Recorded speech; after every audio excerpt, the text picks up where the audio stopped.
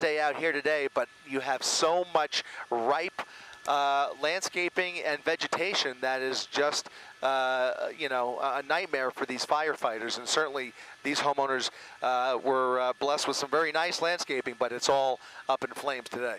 I don't know if you can go back over to that house that was burning right there, because you zoomed in a moment ago, Chris, and notice the ground next to the unburned part of the home. So all of that is burned.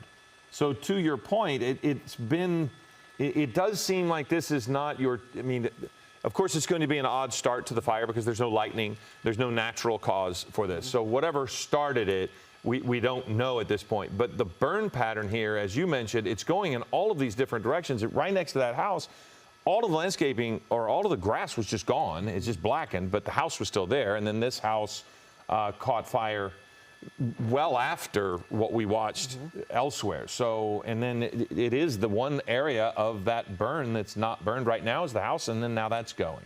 So yeah, it could have started as a yeah, no, you're 100%. I mean, it could have even started as a car fire or something like that. There are a set of high tension power lines that run behind that house right there. Although they appear to be intact, that is sometimes could be a cause, but in this case, that's actually behind the home. So again, I'm led to believe that the fire started even closer to the homes here, probably not by those power lines, but still, those power lines would be threatened if the landscaping was a little taller, but it does look like they're starting to get an upper hand here. The real bulk of fire is the structure at this point. As we take a wider look here, they've made considerable progress with the rest of this land here. You can see pretty much everything between La Barranca and Santa Rosa and Juniper is now starting to be contained by those man-made fire breaks. Those roads that go around this neighborhood are kind of stopping the fire in its tracks, and it does not look like the fire has jumped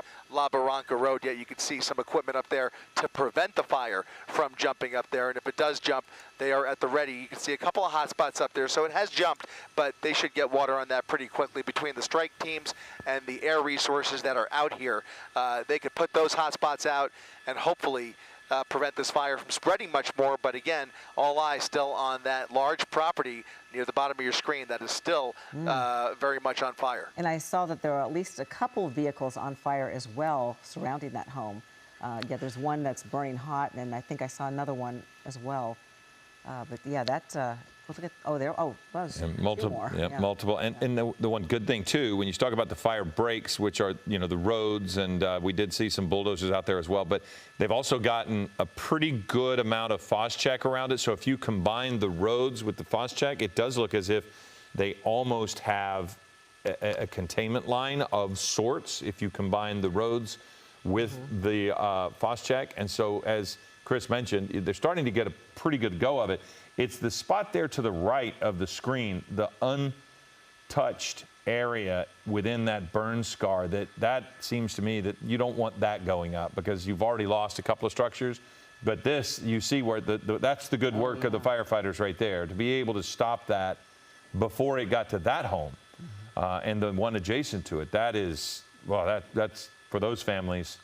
That's a remarkable gift, right, Chris? Yeah, those are two separate properties right there, two main buildings, and then you've got the only loss appears to be in the rear of the pool there. It looks like a storage shed and maybe another vehicle that was on fire, but they quickly basically sprayed it down and they kept moving because they were in such a rush to get over to Juniper Road and to these other homes. So they were able to make some progress there, and only that shed is gone, and the rest of that property appears to be okay. So again, we're mainly focusing on these other two properties just about a quarter mile down the block, and it certainly appears that those two buildings are going to be a complete loss.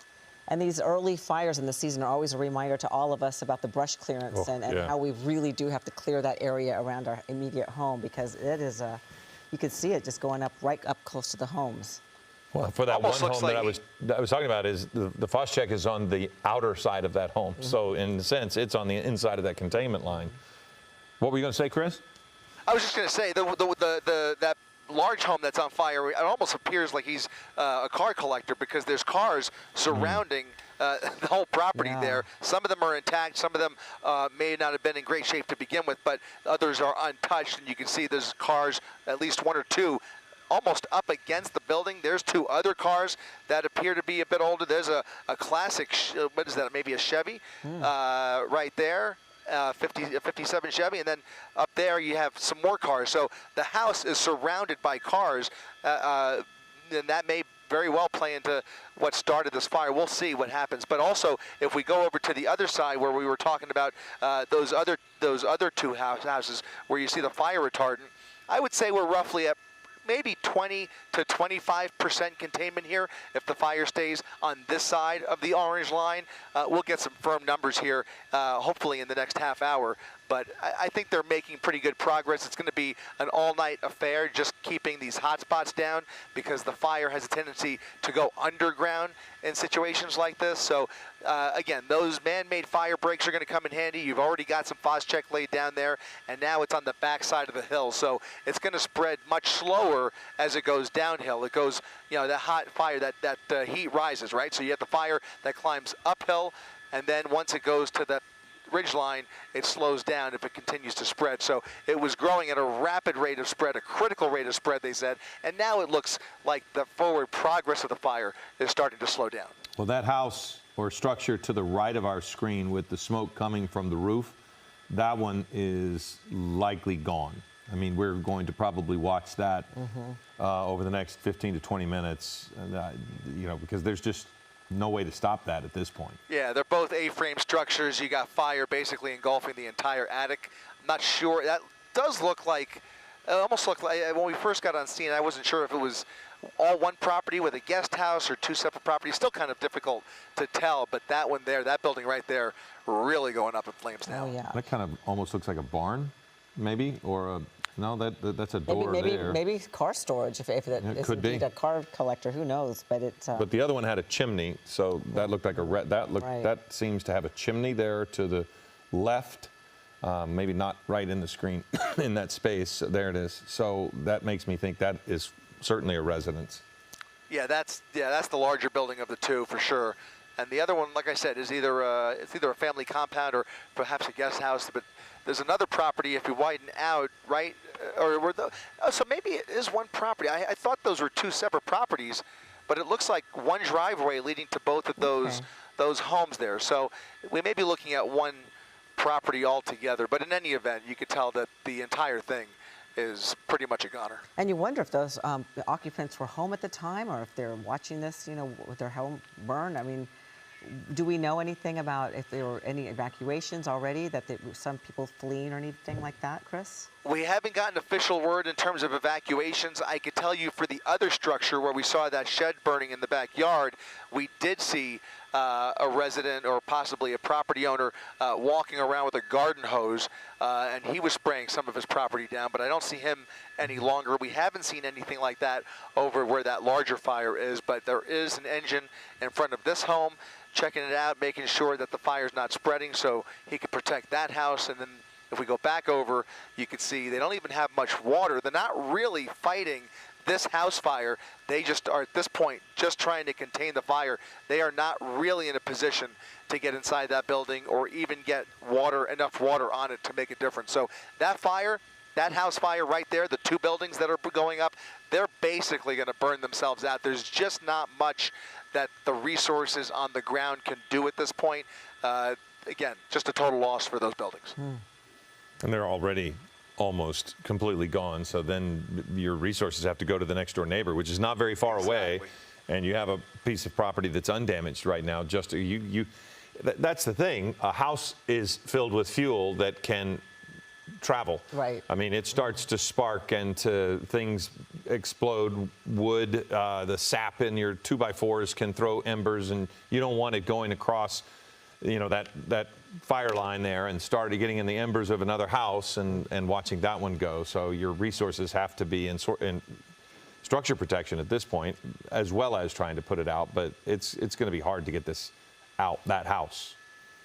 Yeah, very strategic, and that's exactly what they're doing. They're basically abandoning that lot and just moving on to the neighbors, as you mentioned, trying to protect as many structures as they can. Fortunately, this is somewhat of a rural area, and so that, you know, as long as they can keep the fire on one side of the road, Mother Nature will do the work for them. But if it jumps, then they have an out-of-control fire. And as you mentioned, if a structure catches on fire, the embers can start flying through here. It's not an exceptionally windy day, but there's definitely a steady breeze, as you could tell by the movement of that smoke. And there's the leading edge of the fire right along the ridgeline there, as I mentioned. As it gets on the backside of that hill back towards La Barranca, it's going to start slowing down. It might even start stalling there if they can get enough Phos-Chek on the back end, on the backside of that ridgeline. Yeah, let's hope that's the case. And you mentioned there are 2 tankers and 1 helicopter from CAL FIRE, Chris? That was the initial call out. I wouldn't be surprised if they have sent more this way. I've seen at least 1 sky crane.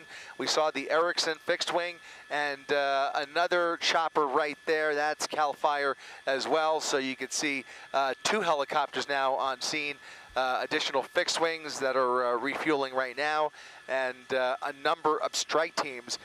Still more heading this way. They're going to need them because not only are you still dealing with an active firefight, a fire that is still spreading, albeit a little bit slower than it was earlier.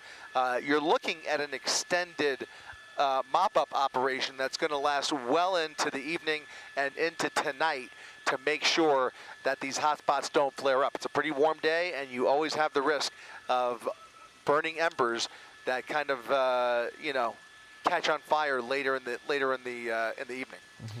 Well, Chris, we had roughly 15 acres at our first estimate. Haven't gotten another one since, but is this? Do you think this is still about 15 acres? Have they been able to keep it within that general field? Do you think, or do you think it might have gotten a little bigger than that?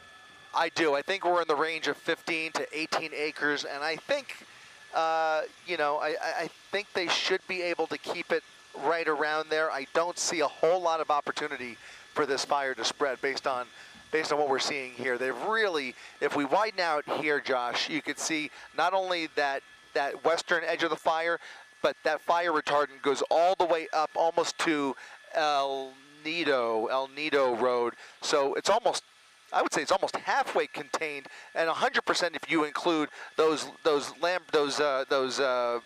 roads, but you have some flames that have technically jumped that, so they might not include that when they give us the containment numbers. They still have their work cut out for them here, but I would say at least halfway contained, but that's not really good enough until the fire's completely out. Is that area that you're looking at right in the center, it seems as if there's a lot of rock there as well. Is that more sparsely vegetated? It seems that might help as well. Yeah, this is not an area that's ripe for a good burn. I mean, there's a lot of grass and a lot of rocky terrain, so the fire kind of jumped around and then, you know, kind of went in its own different direction, which I still am not clear. It could be as simple as maybe a shift in the wind since the fire started that's kind of led the fire in different directions. But in any event, you can see it's still kind of creeping along here, not growing nearly as fast as it was earlier, but this is going to require some additional dozer crews and strike teams to dig those trench lines. Well, as we look at it, that is a good example of the fuel source that we're talking about, what it is and what it isn't. What it is the grassy stuff that grew very quickly during our rainy season. You can see how thick it is. It's already dried out. And we've only had a couple of days of, you know, where we've gotten rid of the June gloom, but it does get windy. And it's probably going to be a little more dry in general, but that's what happens with that vegetation. It dries so quickly after having grown.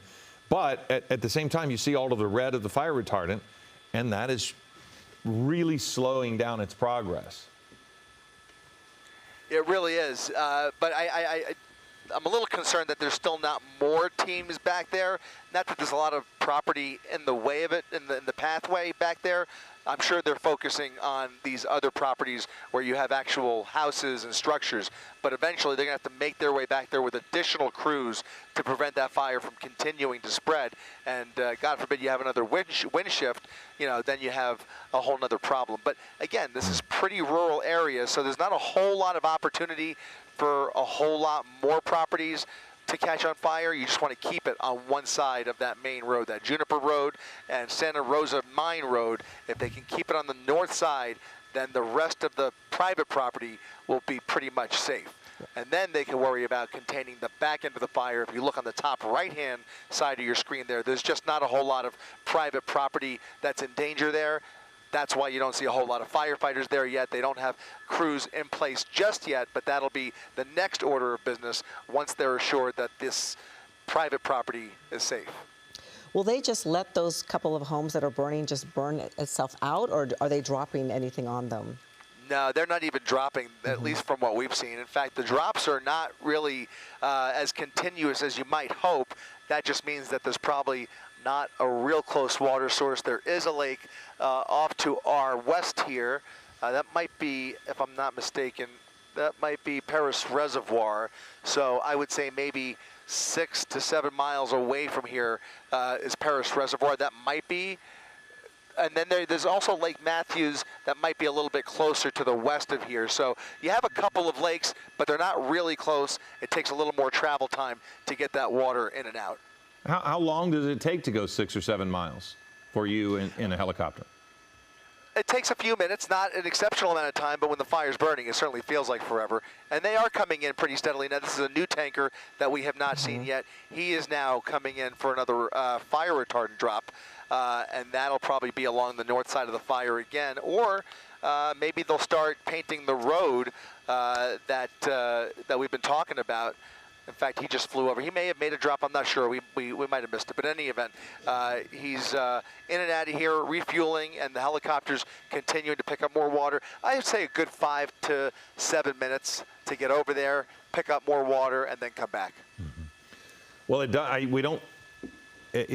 From your viewpoint, I'm sure you can see it better, but that looks to me almost the major fire burning at this point. The other spots are more hot spots, slow progression of the grass fire, but it does seem as if this 15 to 20 acre fire has laid down a bit. That doesn't diminish the loss for the families who have, at least in those 2 to 3 structures that we've seen, lost everything, just completely destroyed. But then there's another drop of the fire retardant just to try to get it on that edge so that it can finally even slow that progression that you were talking about was your concern. Yep, exactly right. So they had that planned out well, and now, and it's amazing when you watch it physically stop in its tracks. They'll lay down a line of fire retardant like that, a whole line of orange Phos-Chek, and you'll see the fire approach the orange line, and then it literally stops the fire dead in its tracks. And if it's not too windy out, that's the end of it. That's a portion of the fire that they can consider technically contained. And then they'll move on to the next gap, wherever they have gaps where the fire has an opportunity to spread. The nightmarish days are when we get our Santa Ana winds, where you have wind blowing, like crazy, and then you have embers flying all over the place. Containing those fires are a much different task. This is not that. This is not what they're dealing with. They are dealing with a slow-moving fire now that it's reached the peak of that ridgeline. They've now painted the back of the ridgeline. That should stop the forward progression to the north. They've got Santa Rosa Mine Road on the south side there. They've got fire teams lining that road to make sure the fire doesn't jump that road. Definitely making good progress. As you mentioned, the bulk of the fire really is those 2 buildings right there, and they are just going to be left to burn. There's too much. There's not much they could do to save them. First of all, there's really nothing they could do. They're not going to send firefighters in there. There's just no point, and it's not worth the risk. It was just too late for those buildings. But for the rest of these properties, they've done a pretty good job at keeping the fire at bay. Certainly have, and with the exception of those 2 homes that are burning, it looks like the fire has laid down pretty well. So they're doing a remarkable job of keeping it contained to just these 2 structures that are burning hot, and already the roofs collapsed, so they're total goners, and including the vehicles. It looks like there's still some of those vehicles on fire, but it hasn't spread to others. Yeah, we've counted a few burnt-out cars and then some that are intact. A mix of older cars, newer cars. I mean, again, it's hard to tell whether it was a car collection or what the situation was, but a lot of cars on all sides of the building. a little odd, and again, makes you wonder how this fire might have started if it indeed did start near these structures. Exactly, and also that other building that was beside the house, we don't know what was in there, but it did look like quite a large structure that perhaps housed more cars. We won't know, I guess, for a while. Well, I'm certainly curious as to what's being kept inside, especially the other two that are burning right now, because of the tall flames and the intensity of those flames. Certainly some very flammable materials in there. It could just be furniture and building materials, but whatever it is, it's obviously a wood-framed house that is really, really pumping out a lot of flames and really thick black smoke. Absolutely, and it's hard to believe that those all those trees next to it have not caught fire. I mean, hopefully they're still pretty saturated and not quite dried out like we'll see in the next month or two as the heat approaches. I'm sorry, Alan, I missed that. Oh, we're just talking about as the heat approaches, that dry brush is going to become even drier because right now it's probably still saturated. It's so those trees seem to be staying intact pretty well, not catching fire.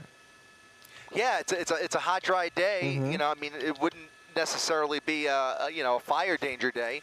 But as I say that, there was another fire not too far from here that was reported as we were on our way out to this fire. So, you know, a couple of fire starts in a short amount of time. But as I mentioned, it's only about 85 out here, and I mean, definitely warm, and you know, certainly dry enough to keep this fire going. But again, that even though it's dry, the terrain actually, in a way, worked in their favor here because that hillside was right behind them.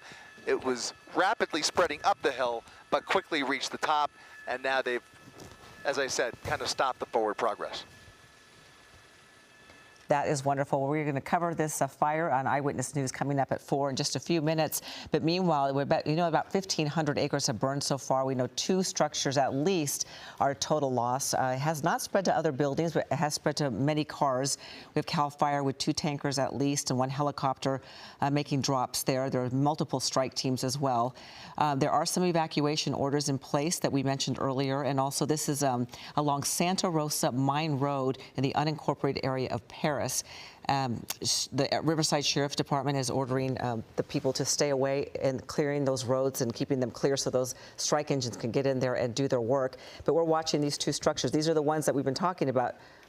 Okay, we are going to cut right now for a live cut-in on our ABC7 station.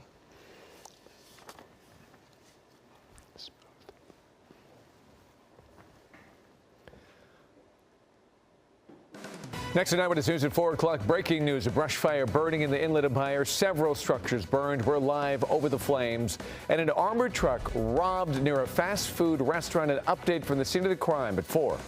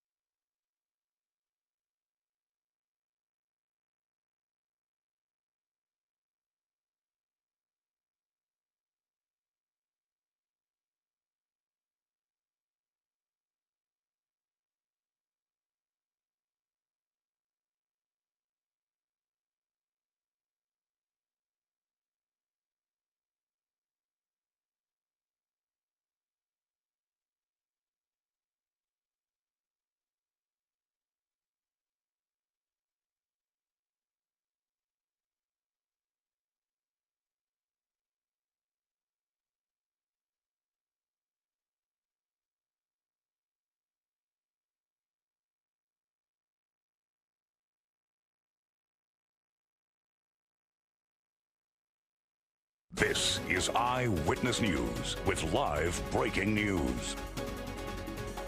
We begin with breaking news. A brush fire burning in Perris. Homes have been lost, and Chris Christie is live at Air 7 HD over the fire. Chris? an aggressive firefight underway here in unincorporated Perris. This is called the Juniper Fire, right along Santa Rosa Mine Road, where several structures are going up in flames, including that residence right there. Very thick, heavy flames shooting through the roof of these two buildings with that pool in the background. This property is a total loss. Firefighters moving on to the neighboring properties to protect them. Again, homes along Santa Rosa Mine Road that were threatened in the early minutes of this fire now appear to be in a little bit of a better position, that the fire is somewhat contained. You can see another property that was touched by this fire, some storage sheds that went up in flames as well, with firefighters now in the backyard there. There are several air resources out here that are helping to contain the fire and as well drop water on the fire, both tankers, fixed-wing aircraft, and rotor helicopter, I should say, and helicopters, several helicopters that have been making water drops for the better part of the last hour or so. So CAL FIRE making considerable progress here. The fire doubling in size in the early minutes and then slowing down once the main head of the fire reached the top of that ridge line. They have now formed a pretty good containment line on the north side of the fire. Still, though, there are some hot spots that have jumped some of these man-made fire breaks. So we'll see what the total acreage comes out to be, but there you see the head of that fire starting to run dead in its tracks as it runs up against that fire retardant. So some good news here, but not for those two property owners, which appear to have lost their buildings. Reporting live from Air 7 HD, I'm Chris Christie, ABC 7 Eyewitness News. Hi, Chris. We're going to stay on your picture right now and talk a little bit about the evacuation orders that are in place. It's south of Santa Rosa Mine Road, east of El Vaquero Road, and it's west of Maywood Club Road and north of Rocky Hill. So that is right now the evacuation order that is in place at the moment. We'll let you know if there's further closures or evacuation orders, but also keep in mind that that area right there is closed. The Santa Rosa Mine Road and Ada Leona is closed as well to get those firefighters in there, in and out easier. So you see two things here. The shot on the left-hand side is a live picture from Air 7. That's where Chris Christie is coming to us from. And you can see there are still some hot spots. On the right, you can see the early stages of this fire as a couple of structures, in fact, two homes have gone up in flames. And it looks like they did have some sort of a vintage car collection out there as well. We still don't know what caused this fire to get underway. And we're going to check in with Dallas when it comes to weather conditions, because those are so important as we kind of set into this hotter weather now, and concerns are growing when it comes to the amount of fuel that's out there and the heat that's going to be heading our way. But right now we'll have to say that the conditions aren't horrible. We'll check in with Dallas in just a second, but there you see how one structure, Ellen, is really going up in flames. There's no saving these two homes that are on fire right now. No, and we do believe that it might be one resident and look like a one driveway into a home and perhaps a sort of a storage facility, some sort of barn. We weren't sure. Maybe further cars stored in there. We're not sure. Yeah. But we do have Dallas. And Dallas, thankfully, that heat wave that you've been talking about, or the heat coming toward us, is not here yet. That's right, Ellen. Actually, when you look at the temperatures and weather conditions in that area, it's a little bit below normal for this time of the year, running into the low 80s. Dew points at about 50 degrees, so that makes the humidity at about 31%. And the winds have been out of the west-southwest about 10 to 15 miles per hour. Occasionally, we'll get a jump up there around 20. So again, the conditions, weather conditions, are not severe in that area. Unfortunately, I think for this particular fire, it was started very close to a home and buildings and structures. Therefore, it went up fairly quickly. But as you can see, the current temperatures at this hour, 84 degrees, dew point 50, humidity 31%, wind out of the west-southwest 10 to 20. These winds will continue for about the next 3 to 4 hours as temperatures start to fall a little bit. But as I mentioned earlier this week, we are forecasting some very hot weather out in this area coming as we get into the weekend. Right now, it's not hot, but it is going to get very hot out there. And of course, David, as you mentioned, it's very dry. And also, we have a lot of fuel, a lot of grass out in these areas of Southern California, friends out in the IE out there. Also, if you're headed northbound, you will be looking at a heat advisory, all for the central San Joaquin Valley. This is going to be a very hot situation as we head into the weekend. So right now, again, weather conditions out there for firefighters are not terribly bad. Temperature at about 84 and winds out of the west-southwest at about 10 to 20 miles per hour. All right, Dallas, okay, thank you. Ellen. We were talking about the evacuation orders. There's been a little bit of an extension. Still south of Santa Rosa Mine Road and east of El Vaquero Road. west of Maywood Club at the northern boundary has been extended to.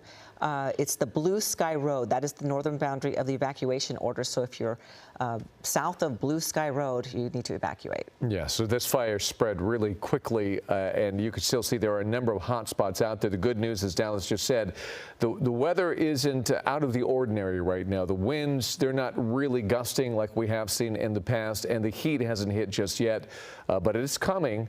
Hopefully they'll be able to do some great work on this fire in the coming minutes to hours. You saw from Chris Christie up in Air 7 an incredible look at the Phos-Check that bordered this fire, so they're trying to get some control of it. But there you see these buildings have gone up in flames. As Chris Christie, you've seen hot spots that are still spread out throughout this fire. Yeah, the fire is still spreading slowly. We should say that because of the fact that it actually jumped El Nido and La Barranca Road. There is still a head of flames near the north. In fact, we'll go ahead and widen out on the other side of El Nido Road right there, a little further up near the top of your screen to the top left. Go ahead and widen out a little more. Widen out a little more, Josh. And over to the left, top left, go up and over to the left. You'll see another body of flames a little bit wider, a little wider. Right in that area, in that general vicinity, there are still some active flames. So it's continuing to spread, but you can see that there are fire crews ready for it on the other side over there. And there's a strike team right there that's making their way into that area. So again, this is all barren land. This is not private property. This is not, there's no structures out there that are threatened by this, but the overall size of the fire is slowly creeping up in acreage as we get further into the afternoon. I was hoping and I'm sure they were hoping that they could keep it contained to within those fire lines and within those Phos-Check lines, but it does look like there is a stubborn north side of this fire that is continuing to escape their grasp, and there it is right there. There's the flames that I was just mentioning. A lot more grass on that side of the fire that's ready to burn. But as for the private property on the south side or on the north side of Santa Rosa Mine Road, they appear to be pretty safe. I would call those evacuation orders precautionary evacuation orders at this point, but they are evacuation orders nonetheless, and you should heed those warnings just in case the situation changes. Yeah, and especially if we often see when the sundowner winds start to hit, sometimes we see shifts in the wind direction as well, and that could cause some complications. So better safe than sorry when it comes to these unpredictable situations and these fires. There's a good shot of the two major buildings. We don't know if those are two homes or maybe one home and another building that have gone up in flames. You see a number of cars in the area as well that are kind of spread out throughout the area. Some of them are vintage looking cars, so that alone could be a large loss as well for this homeowner who has lost a number of those vehicles as well as the buildings, and a lot of property has been scorched. But they're working as hard as they can when it comes to the firefighter, keeping this fire from spreading beyond this. The tough part for them was when this fire broke out, and we don't know exactly where, but it was very close to this home. It spread so quickly, Ellen. Well, yes, and we are going to stay on top of this fire on our ABC7 Los Angeles app and also on abc7.com. You can tune into there, get all the information you need on this particular fire that is burning in Perris, the Juniper fire. We're going to move on to other news, but you can watch there if you'd like, or you can stay with us here on ABC7. An investigation is now underway in Inglewood, where a rideshare driver was killed this morning. And details are limited on exactly what happened. Eyewitness News reporter Christian Cordero is live in Inglewood with the latest information for us. Christian? Ellen, David, this whole area was blocked off until about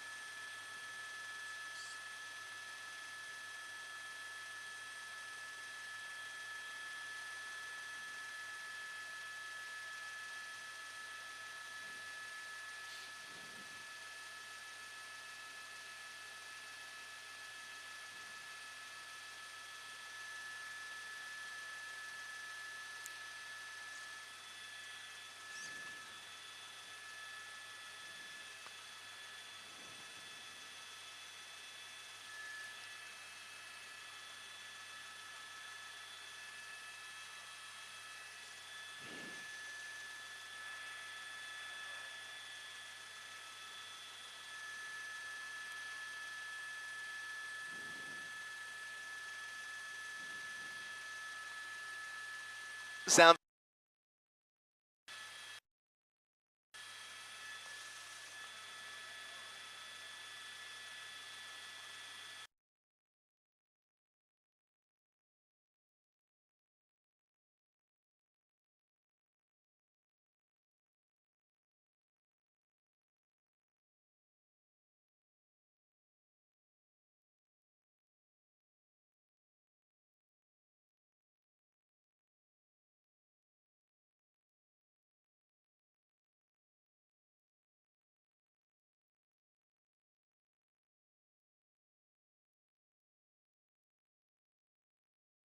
That sounds good.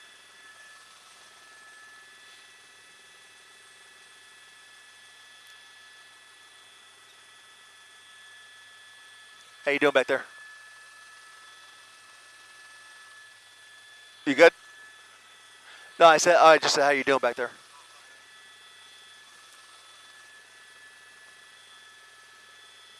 Oh, they are? Interesting.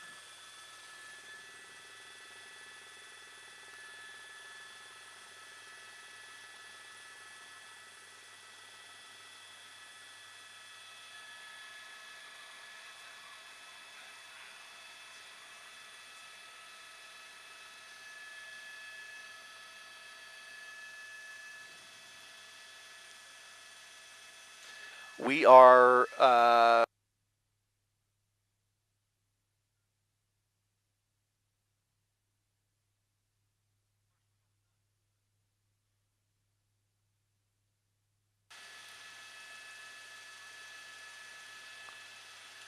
go ahead.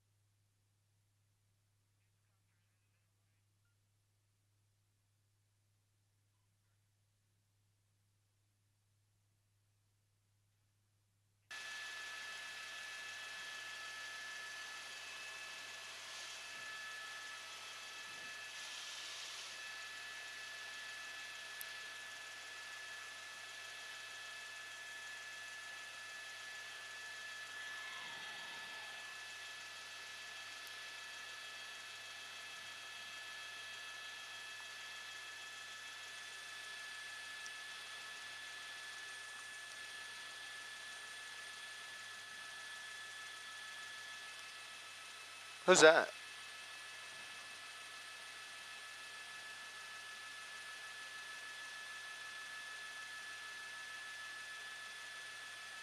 Jeez.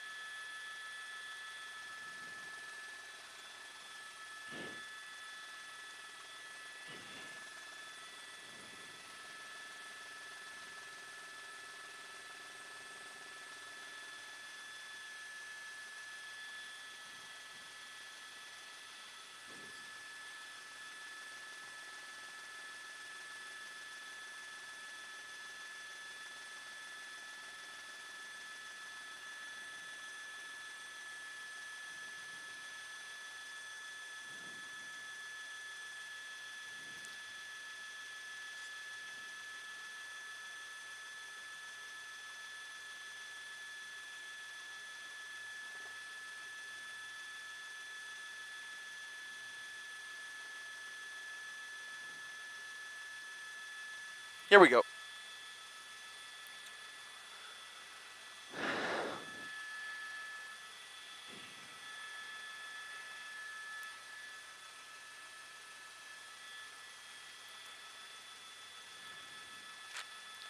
That's right, David. More strike teams arriving at this fire along Santa Rosa Mine Road. That's where you're looking at these two homes here, which have gone up in flames, a complete loss for a couple of property owners. But the residences on the south side of Santa Rosa Mine Road right now, for the time being, appear to be in safe hands, although that evacuation order remains in place in this area. This fire technically still 0% contained as it continues to grow to the north. At last count, we've now updated it to 50 acres that have charred up here in Riverside. Reporting live from Air 7 HD, I'm Chris Christie, ABC 7 Eyewitness News.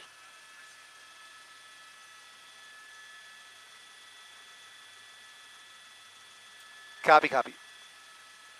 We're good.